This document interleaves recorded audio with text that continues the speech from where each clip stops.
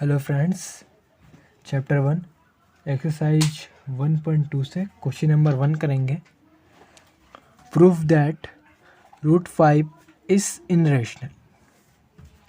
हमें पता है कि ये जो नंबर है ये इनरेशनल है, लेकिन यहाँ पे क्वेश्चन बोल रहा है कि इसे प्रूफ करके बताओ कि ये नंबर इनरेशनल है। चलिए करते हैं। इसमें जो हमारी मेथड यूज़ होएगी वो होएगी हमारी कॉन्ट्रडिक्ट्स मेथड। चलिए सबसे पहले हम लिखेंगे let us assume that root 5 is rational। सबसे पहले हम इसे एज्यूम कर लेंगे, मतलब सोच लेंगे अपने मन के अंदर कि ये एक रेशनल नंबर है, और क्या करेंगे, therefore root 5 is equals to a upon B. यहाँ पे ए बी कहाँ से आया, यहाँ पे हमने a अपॉन बी मैंने यहाँ पे कोप्राइम नंबर यानी कि इंटीजर लिए हैं। नीचे लैंग्वेज में लिखेंगे इसको, suppose a and b have a common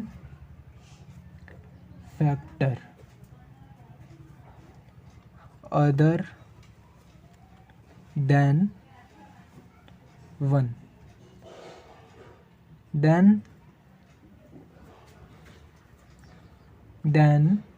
we can divide by the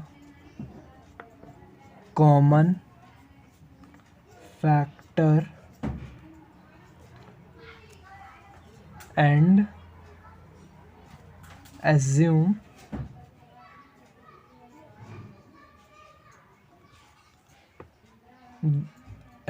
that A and B are co-prime। अब हम क्या करने हैं, यहाँ पे जो हमने ए बी लिया है इसको हमने यहाँ नीचे लैंग्वेज में लिखा है। क्या करेंगे, बी को हम इधर पहुँचा देंगे यानी कि 5 के पास, क्रॉस मल्टीप्लिकेशन हो जाएगा।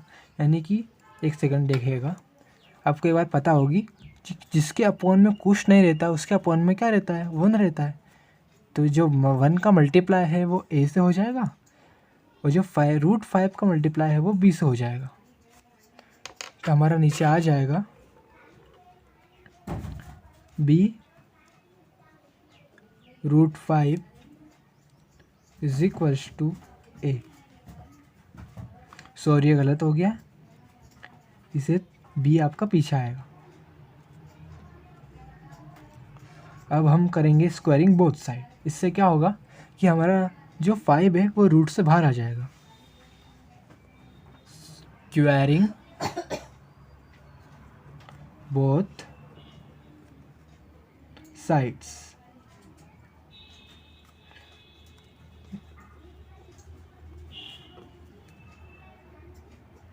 यहाँ पे हमने स्क्वायरिंग बोथ साइड की,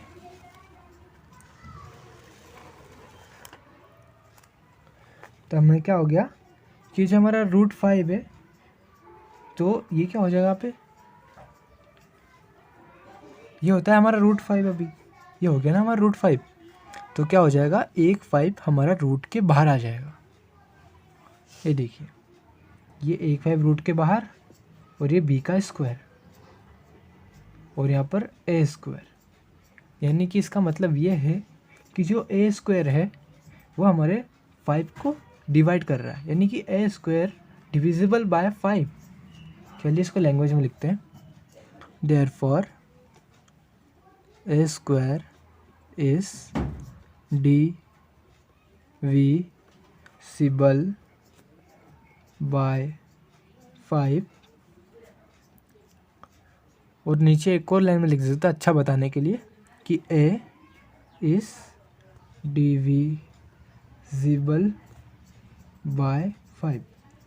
इन दोनों लाइनों के अलग अलग मतलब होते हैं, यानी कि ये जो a स्क्वायर है ये हमारे डिविजिबल है 5 के, यानी कि a है, a स्क्वायर नहीं a है, वो भी हमारा डिविजिबल है 5 के।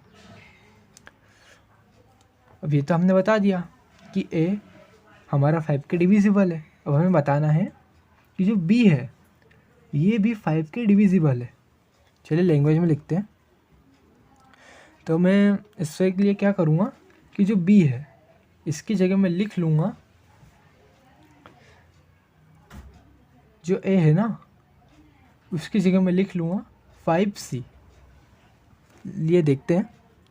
सो वी कैन राइट, मैं राइट कर रहा हूँ उसकी जगह। सो वी कैन राइट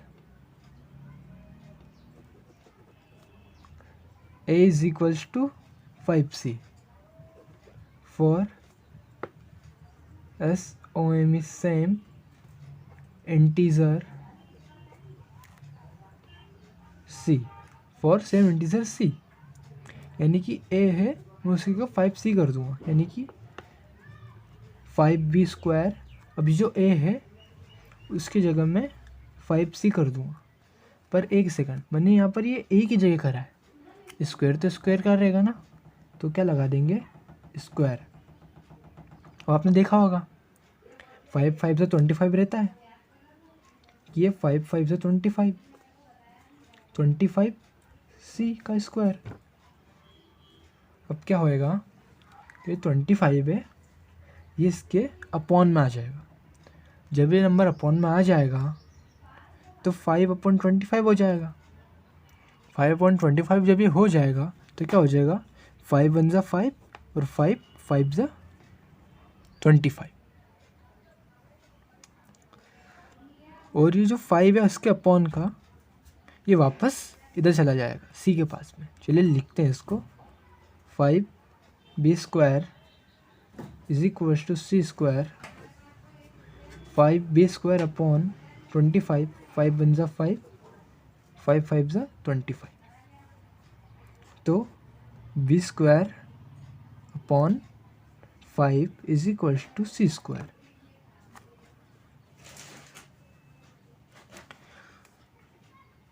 अब चाहें तो ये वाली जो स्टेप है ये 2 स्टेप गायब भी कर सकते हैं मैक्स की स्मार्टनेस का यूज़ कर कर। बाकी इसके बाद जो है वही वाली स्टेप आएगी, b square is equal to 5c square. जो हमारा 5 है ये इधर आ गया, ठीक है।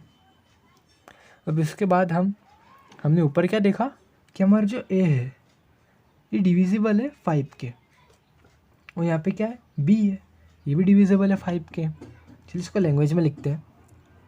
This means b square is divisible by 5 and so b is also divisible by 5, है ना। तो b जो ये b स्क्वायर है ये भी 5 के डिविजिबल है, और जो b है वो भी 5 के डिविजिबल है। और नीचे मैं लिखूँगा a and b have at least and b have at least 5 as a common factor, यानी कि ये जो a है और ये b है दोनों 5 के डिविजिबल है, तो मतलब 5 क्या हो गया इन दोनों का कॉमन फैक्टर हो गया। तो इसके आगे का मैं यहाँ पे कर रहा हूँ पर जगह नहीं है इसीलिए।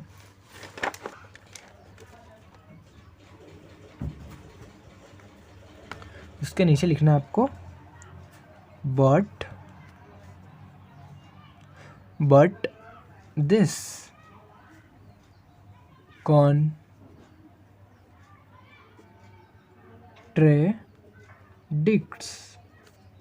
the fact that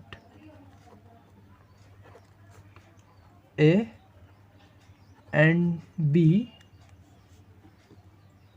have no common factors